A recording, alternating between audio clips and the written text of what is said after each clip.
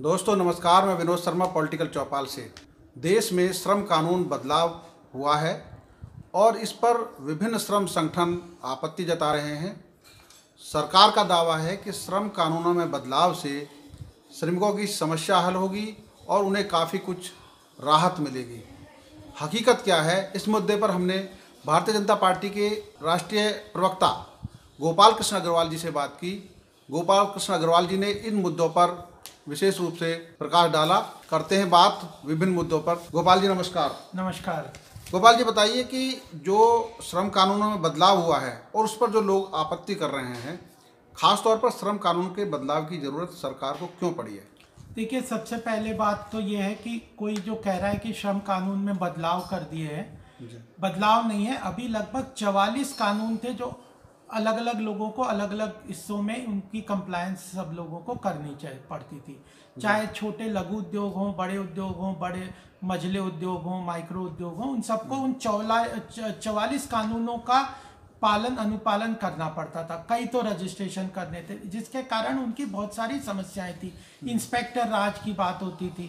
तो इन सबको सरकार ने इनकी समस्या को ध्यान में रखते हुए उन 44 कानूनों को समावेश करके 4 लेबर कोड्स में डाल दिया।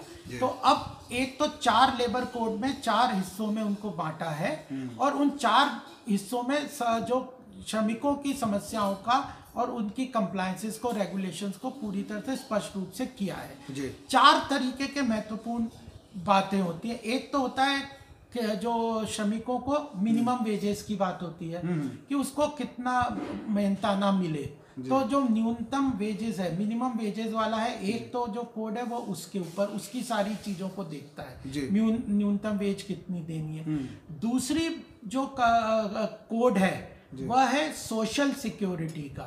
जो लेबर काम करते हैं अलग अलग क्षेत्र में, उनको सामाजिक सुरक्षा के क्या क्या रास्ते उपलब्ध हैं, क्या क्या सुविधाएं उनको उपलब्ध हैं, जैसे प्रोविडेंट फंड है, ईएसआई है और किसी तरह के इंश्योरेंस है। इस तरह के सामाजिक सुरक्षा का बहुत बड़ा आयाम था, उस सारे को दूसरे उसमें आयाम के अंतर्गत रखा गया है। और तीसरा जो है वह है कि जो कार्य करते हैं वहां पे किस तरह से उसकी जो कार्य की जो सुविधाएं मिलनी चाहिए, किस तरह की उसमें वर्किंग एनवायरनमेंट होती है, उसके बारे में है। तो यह सारी चीज़ों को कंपाइल करके समाहित करके सरकार ने उन चीज़ों को ठीक किया है। और इसमें ऐसी कोई चीज़ नहीं है कि पिछले के कानून में कम हो गए थे और आधे के वाले समय में कम है। एक कानून में थोड़ा सा कुछ लोगों को का कहना हो सकता है, उसमें यह है कि फिक्स टर्म कॉन्ट्रैक्ट की बात हमने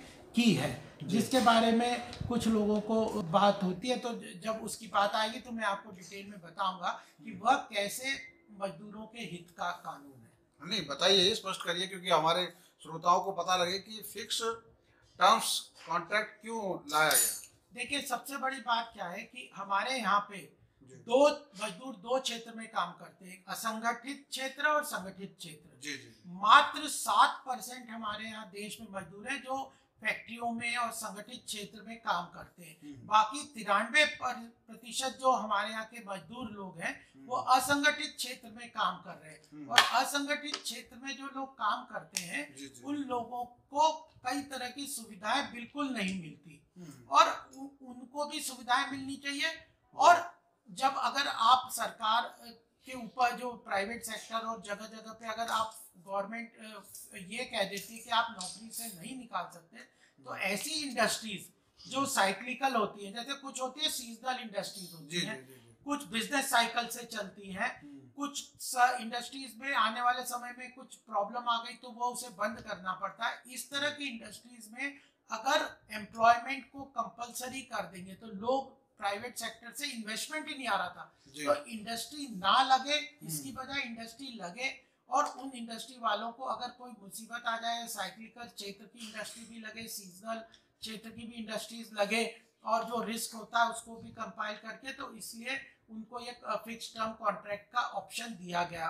एक और बात थी कि जब ये सुविधा नहीं थी तो ज्यादातर बड़ी बड़ी इंडस्ट्रीज जो टेम्पररी एम्प्लॉयमेंट के लिए लोगों को लेती थी, वह सीधा एम्प्लॉयमेंट देती नहीं थी, वो कॉन्ट्रैक्टर के थ्रू दे देती।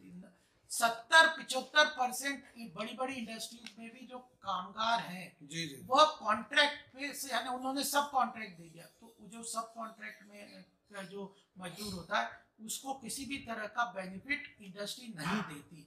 कॉन्ट्रैक्टर उनको एक्सप्लॉइट करता है, उसमें से पैसा भी कंपनी से ज्यादा ले लेता है, उनको कम देता है जी। तो उस सबको स्ट्रीमलाइन करके हमने ये प्रोविजन दिया है कि आप जो रिस्क है वह उसको खत्म करें। और यह भी किन लोगों के लिए क्या है, यह 300 एम्प्लॉय या 300 मजदूरों से कम वाली इंडस्ट्रीज के लिए यह प्रोविजन किया। उसमें क्या था, एमएसएमई है, छोटे हैं, लघु उद्योग है, माइक्रो उद्योग है, उनको इतनी कंप्लायंसेस आप कर दोगे तो वह इंडस्ट्री चलेगी नहीं, और उनके बगैर हमारे देश की अर्थव्यवस्था मैन्युफैक्चरिंग सेक्टर का प्रगति नहीं हो सकती। तो मुझे लगता है कि यह जो गलतफहमी चल जाती है या पूरी तरह से समझते नहीं है तो वह उसके कारण भी कई बार समस्या होती है। अदरवाइज उन 44 कानूनों में ऐसा कोई बदलाव नहीं किया, उनको कंपाइल करके सिंप्लीफाई करके कंप्लायंसेस को सिंप्लीफाई किया है और मझले छोटे लघु उद्योगों को थोड़ा सा रिलैक्सेशन दिया है।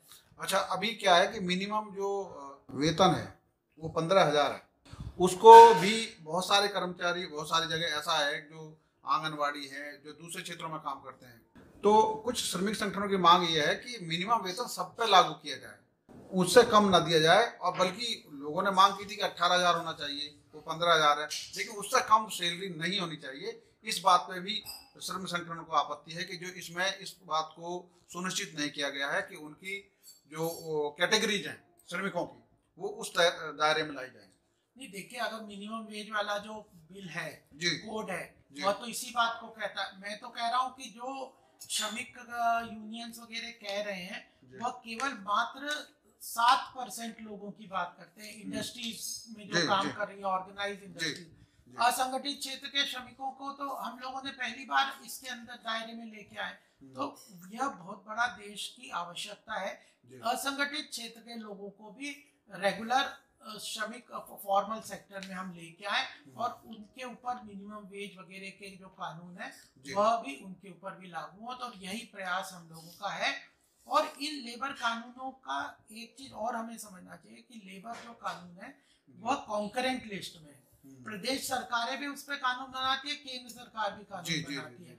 और केंद्र सरकार, प्रदेश सरकारों ने तो बहुत सारी प्रदेश सरकारों ने तो ऑलरेडी कानून बना दिए। जो केंद्र सरकार की एक गाइडिंग प्रिंसिपल है, प्रदेश सरकारें उनको अपने आप यूनिलेटरली रिफॉर्म भी कर सकती है, चेंज भी कर सकती है। और अगर ये लेबर रिफॉर्म नहीं करेंगे तो हमारे यहाँ पे जो हम सोच रहे थे कि कोविड के त्रासदी आपदा के कारण हमें एक अवसर के रूप में बदल जाएगा, चाइना से हमारे देश में मैन्युफैक्चरिंग शिफ्ट हो जाएगी, आसपास के आसियान कंट्रीज से हमारे यहाँ पे मैन्युफैक्चरिंग शिफ्ट होगी, तो लेबर लॉ अगर हम इतने कॉम्प्लेक्स उसको सिंप्लीफाई नहीं करेंगे तो यह नई इंडस्ट्रीज हमारे यहाँ बिल्कुल लगने वाली नहीं थी, रुकी हुई थी, रुक जाती, और उसको और तेजी से बढ़ावा देने के लिए यह लेबर लॉज के लिए जरूरी था, और उसमें भी छोटे मझले उद्योगों के लिए बहुत जरूरी है। एक और बड़ा संवेदनशील मसला है जो इस पर लोगों की निगाह है और सरकार को उस पर फैसला करना है, वो है पीएफ में जो पेंशनधारी हैं। सबका कहना है कि ज्यादातर में सरकार की योजना में भी 3,000 रुपया महीने का पेंशन का प्रावधान किया गया है, चाहे प्रधानमंत्री अटल पेंशन योजना है, जो दूसरी तरह की योजना है। अब जो पीएफ दे रहे हैं, लगातार पीएफ में अपना अंशदान दे रहे हैं, उनको अगर 10-15 साल बाद जब वो रिटायर होते हैं तो उनको भी 2,500 रुपये पेंशन मिलती है, तो उसका दायरा कम से कम 5,000 या 7,500 न्यूनतम किया जाए। उस मुद्दे पे भी क्या आप लोगों की चर्चा होती है? देखिए, यह जो मांग होती है हर क्षेत्र की वह चलती है, सरकार अपने रिसोर्सेज के अनुसार उन चीजों को पूरा करता है, लेकिन सबसे बड़ा किसी भी देश की किसी भी मांग की पूर्ति तभी होगी जब वह इकोनॉमिक डेवलपमेंट और ग्रोथ आगे लेके चलेगा। और यह इकोनॉमिक डेवलपमेंट और ग्रोथ तभी आएगा जब आर्थिक प्रगति होगी, इंडस्ट्री लगेगी, विदेशी निवेश आएगा, देश के प्राइवेट इन्वेस्ट करेंगे, तो उनके लिए यह रिफॉर्म, लेबर रिफॉर्म बहुत जरूरी है। जब यह रिफॉर्म होगा तो ऑटोमेटिक एम्प्लॉयमेंट जनरेशन होगा, देश की अर्थव्यवस्था बढ़ेगी, उसी के कारण होगा। अदरवाइज सरकारों के पास इतने रिसोर्सेज नहीं है कि हर क्षेत्र की एक के बाद एक मांग पूरी करते रहे। आप ऑलरेडी देख रहे हो कि कोविड के कारण सरकार का बजटरी घाटा 12 इतना ज्यादा 6% से ऊपर का बजटरी घाटा हो गया है, और जो बोरोइंग है सरकार की, जीडीपी की 90% की बोरोइंग हो गई है। इतनी ज़्यादा 12 लाख करोड़ का ऑलरेडी इस साल बोरो कर लिया है। तो क्या सरकार की भी अपनी एक लिमिटेशन है जिसके अंतर्गत वो हर क्षेत्र को देती है। असंगठित मजदूरों को बहुत सारा दिया, प्रवासी मजदूरों को दिया है, किसानों को सरकार बहुत दे रही है। गरीब कल्याण योजना के प्रधानमंत्री के अंदर कई तरह की योजनाएं सरकार ने की है, जनधन अकाउंट है, हाउसिंग है, इस तरह के सारे बेनिफिट हैं। फिर पेंशन योजना है और जो उद्योग व्यापारियों के लिए भी पेंशन की बात है। तो ये सारे काम कर रहे हैं। जैसे जैसे जिसकी डिमांड होती है सरकार उसके हिसाब से आने वाले समय में उचित कदम उठाती है। एक और बड़ा मुद्दा है जो है कॉन्ट्रैक्ट लेबर। जो कॉन्ट्रैक्ट पर लेबर काम करती है, जो भी आज तो सरकारी विभागों में भी आउटसोर्सिंग पे लोग काम करते हैं, तो वो जो लोग काम करते हैं उनकी 3 चीज़ें होती हैं। एक है सामाजिक सुरक्षा के तहत उनका चिकित्सा सुविधा, और एक है उनका पीएफ और ग्रेजुएटी। तो ये 3 सुविधा अभी तक क्या है कि कुछ क्षेत्रों में मिलती है, कुछ में नहीं मिलती। क्या ये माना जाए कि श्रम कानून के बदलाव के बाद ये असंगठित क्षेत्र के लोगों के लिए भी इस तरह की सुविधाओं का प्रावधान किया गया है? बिल्कुल, ये जो श्रम कानून में बदलाव है, कोड है, इसमें असंगठित क्षेत्र को फॉर्मल सेक्टर में लाने का बहुत बड़ा प्रयास है। इसीलिए ये कॉन्ट्रैक्ट लेबर आउटसोर्सिंग को की मैनिपुलेशन को खत्म करके सीधे एम्प्लॉयमेंट की, रिट्रेंचमेंट की छोटे और मझले उद्योगों को सरकार ने कॉन्ट्रैक्ट, फिक्स टर्म कॉन्ट्रैक्ट के रूप में सुविधा दी है ताकि वो आउटसोर्सिंग के मैकेनिज्म पे नहीं जाए। दूसरा, अभी आप इसके पहले जो हमने बदलाव किए थे ईएसआई और प्रोविडेंट फंड में, वो बहुत बड़ा बदलाव किया था जिसपे केंद्र सरकार ने सुविधाएं दी थी कि उसका कुछ अंश जो है केंद्र सरकार 3 साल के लिए किसी भी नए उद्योग का प्रोविडेंट फंड का एम्प्लॉयर्स कंट्रीब्यूशन सरकार खुद भरेगी अपनी तरफ से। इस तरह की सुविधा दी। कंस्ट्रक्शन लेबर का universal provident fund account number का लेके आए। फिर हमने ये जो प्रधानमंत्री स्वास्थ्य योजना, प्रधानमंत्री जीवन योजना 12 रुपए और 365 रुपए में लेके आए। इससे सोशल सिक्योरिटी का ही पर्पज था कि हर आदमी को सामाजिक सुरक्षा, स्वास्थ्य सुरक्षा ये मिले। आयुष्मान भारत की जो स्कीम है, बिलो पॉवर्टी लाइन वाले लोगों को लगभग 40 करोड़ लोगों को आयुष्मान के तहत उनको स्वास्थ्य सुविधा 5 लाख की मिले। तो यह सारी सुविधाओं को मिला के अगर हम देखेंगे तो मुझे लगता है कि असंगठित क्षेत्र के मजदूरों के लिए सरकार ने बहुत काम किया है। और इन लेबर ये जो बदलाव के बाद कुछ चीजें जरूर इंडस्ट्री वालों को भी फायदा होगा और इंडस्ट्री का फायदा से लेबर का भी फायदा होता है। इन चीजों को हमें ध्यान में रखना चाहिए और आगे बढ़ना चाहिए। तो ये थे गोपाल अग्रवाल जी, जो बीजेपी के राष्ट्रीय प्रवक्ता। उन्होंने श्रम कानून में बदलाव के औचित्य को बताया और बताया कि किस तरीके से इन कानूनों से असंगठित क्षेत्र के करोड़ों श्रमिकों को फायदा होगा, उनको सामाजिक सुरक्षा मिलेगी, साथ में उनकी चाहे पीएफ हो और चाहे वो मेडिकल सुविधाएं हो, उन सबको नियमित किया जा सकेगा, उनकी भविष्य को सुरक्षित किया जा सकेगा। आपके साथ बातचीत करके इन शंकाओं को दूर किया जा सकता है और आने वाले दिनों में इस पर जो श्रम संगठन जो आपत्ति कर रहे हैं उनका समाधान भी होगा। धन्यवाद। नमस्कार। नमस्कार।